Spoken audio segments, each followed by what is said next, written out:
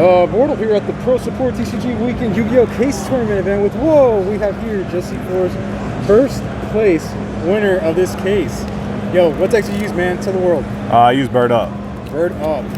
Oh, man, that's insane. Why'd you choose this deck, dude? Because I feel like it's like the best deck. I feel like ever since the Lyrilusc cards came out, they kind of fixed the problem Tri-Brigade had lingering around it, being like the Boojin deck format. I felt like it shifted from a mid-range deck to a very heavy combo deck, and I feel like it had the highest ceiling and it could play through the most hand traps. And I feel like it just didn't lose to the barrier statue that the other bird deck puts up. So I felt like it was like the most well-rounded deck to enter a tournament with. Any shots before we begin? I'm gonna give a shout out to Opposition Games, my sponsor, Alfred, teammate Christian, my son Robert. Shout out to Saul for using dogwood because it's dog shit. Shout out to Saul also for his little small trophy you saw in the profile earlier. Shout out to the event organizers. I really don't know the name of them.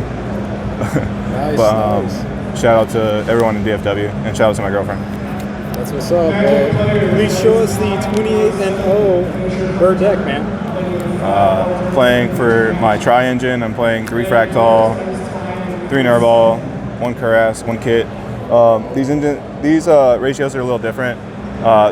Fractal's the card, well, Fractal and Nerval, the cards that mesh the decks together. Nerval is because it's level 1 winged beasts. You can search it multiple ways, and it's also just level 1 as well, so you can make exceed monsters with it. So it's like heavy utility throughout the deck. And Fractal can also just send like your missing Lyrilusc pieces before or after the combo, and it helps you get started throughout. So it's like these 2 cards are like 2 of like the best monsters to start off with, and it help push you through hand traps. I play 1 Cuirass, 1 Kit. Kit's only really here to get the extra name and because of the side deck, but I don't really want to like announce that too much. But this card could be cut in the future. It's usually sided out game 2 and 3. Cuirass is like really nice because after you search the Nerval and use the effect, afterwards you can search the Cuirass, and if you already use your normal summon, it gives you like an extender, so you get to have like an extra negate on your board. I wouldn't touch this ratios. Maybe it cut this, but this stays. For the bird cards, I'm playing 3 Warbler, 3 Sparrow, 2 Wagtail, 2 Canary, and 1 Swallow.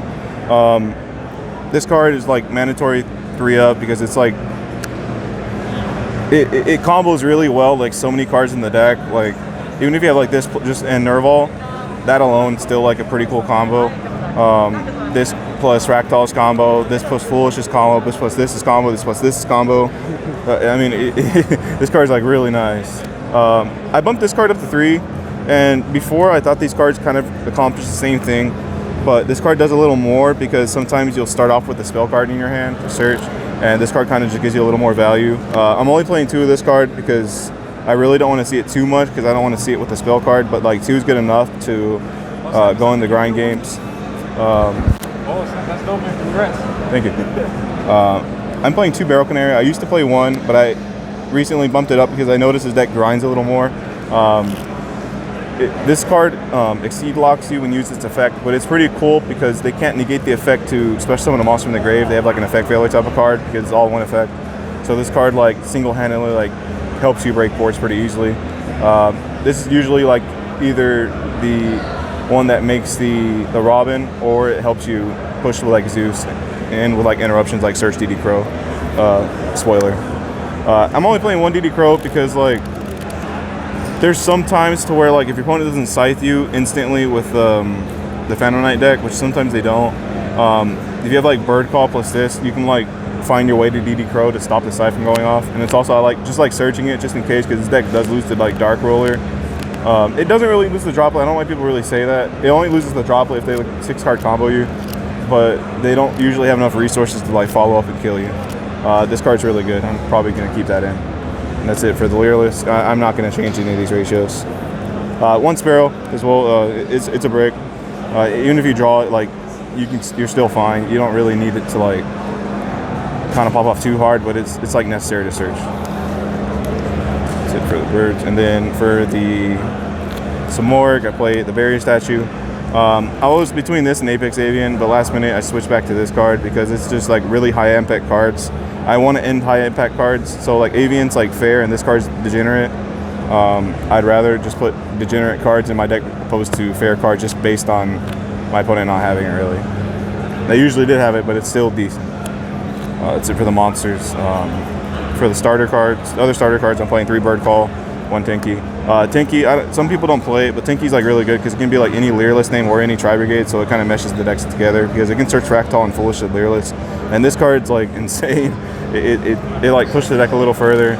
It's a Reinforcements Army or Foolish Burial for a Lyrilusc monster, and then after you send or add it, you can special summon a Lyrilusc from your hand with a different name. So it's all one effect, so it's like really insane that it can help you like push through boards. And even if you open this card, you can like still search it for like follow up next turn, search the other Barrel Canary. That's it for those. I play 1 Foolish Burial. These can go along with these as well. It kind of accomplishes the same thing.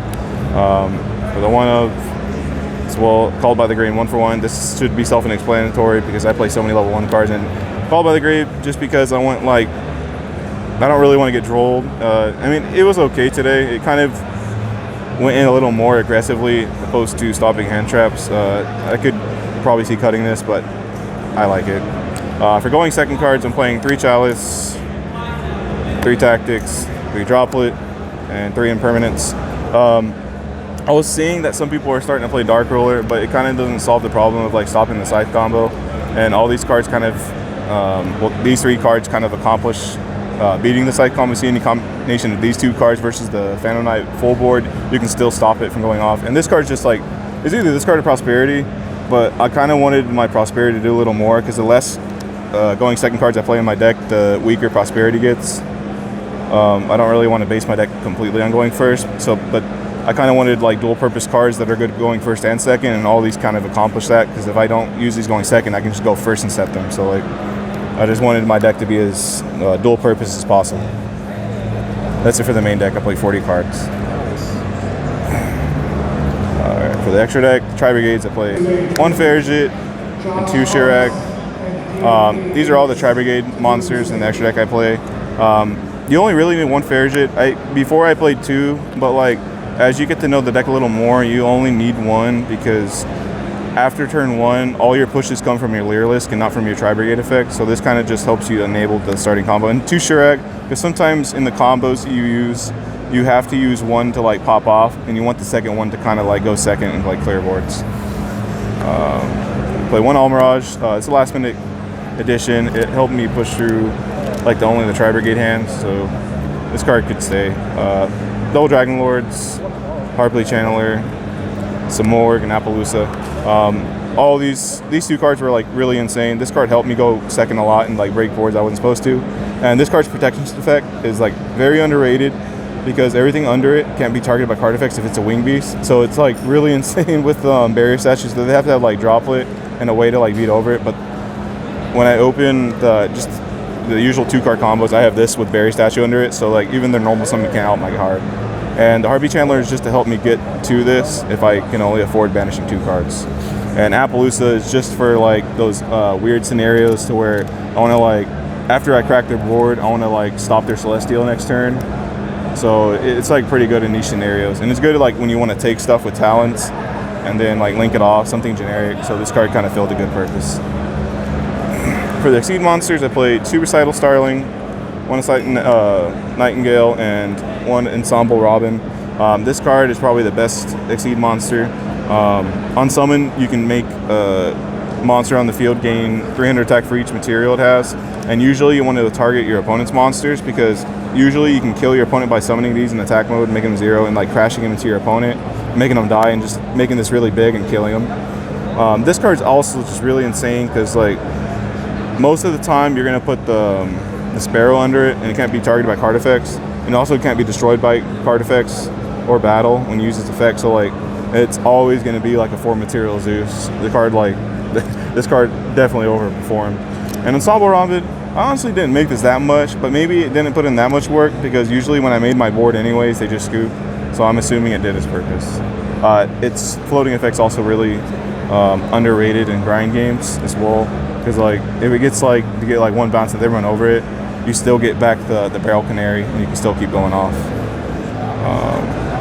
And then to pair with usually the 2 recital Starlings. It's number F0 Utopic Future and number F0 Utopic Draco Future. This is kind of helps you like play around hand traps when you start off with this. So even if they kind of stop your Lyrilusc stuff, I guess it kind of like, even if you can't get to this, you kind of already resolved the issue of playing around a hand trap from stopping your Tri-Brigades. But if not, you just get to this, then you kind of just, take care of the problem anyways. This card, I actually want to talk about this a little bit. Going second, this card actually comes up to kill your opponent. I actually killed my top 4 opponent with this card when he was at 47, taking a nib and just summoning a few monsters and killing him. It also can't be destroyed by card effects if you detach the material, so it also comes up. It's pretty good against the Sword Soul deck. The last card is Zeus. This card's crazy. it gets you out of scenarios to where you just shouldn't get out of it. In the finals against Saul, he had I think it was what was it, he was +9 on me, and I got him to the point of top decking. If it wasn't for him ripping mine and sitting on it for a little bit, the game would have ended earlier. But this card's ridiculous. And unfortunately, I don't want to show my side yet because I'm gonna be entering a few events the next few weeks. Hey, we appreciate the main deck explanations, man, card choices and everything, and congrats on your first place trophy and many boxes. Yeah. And hopefully we'll see you again on the channel, man. Definitely. Yeah. All right, thanks again, and BORTLE out.